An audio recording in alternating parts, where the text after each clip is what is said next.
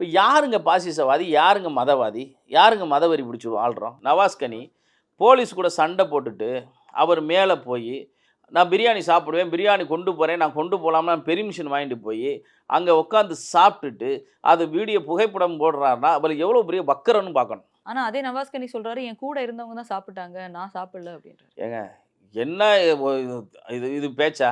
கண்டிக்க வேண்டியது யாரு? அவரே சாப்பிட்னாலும் கண்டிக்கணும்ல. "ஏப்பா, அவங்க ஏதோ புனிதமா நினைக்கிறாங்க, விடுங்கப்பா." இது ஒரு சின்ன விஷயம் அஞ்சு.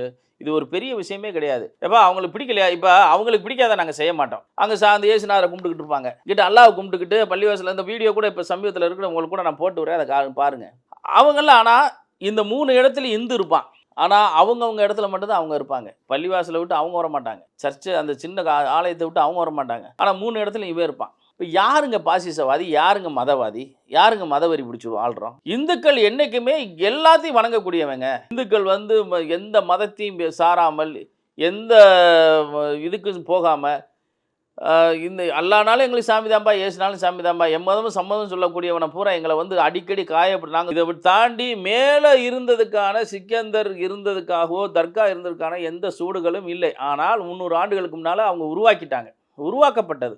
இருந்துட்டு போட்டும். இருந்துட்டு போட்டுன்னு விட்டோம்னா, இப்ப மேலும், மேலும், மேலும், மேலும் பிரச்சனைய யார் ஏத்துறா? நீ பாட்டுக்கு சத்தம்லாம் போல ஆட தூக்கிட்டு வரேன், ராஜபாளையத்துலேருந்து ஒருத்தன் வர்றான், ஆடு தூக்கி வெட்ட போறேன்ட்டு. இங்க நவாஸ்கனி வராரு, ராமநாதபுரத்துலேருந்து. திருச்சியிலேருந்து ஒரு எம்எல்ஏ வராரு. ஆ அதான் இவங்களுக்கெல்லாம் இங்க என்ன வேலை? அதான் நீயெல்லாம் வராத நானே போறேன்ட்டேன். அதனால தான் உள்ள எவனையுமே வரக்கூடாதுன்ட்டாய்ங்க. அதனால இங்க மதுரை என்பது ஒரு அமைதி பூங்கா. இதை ஒரு கலவர பூமியாக மாற்றுவது ஒரு சாராரை தவிர, அடிப்படைவாதிகளே தவிர இந்துக்கள் கிடையாது.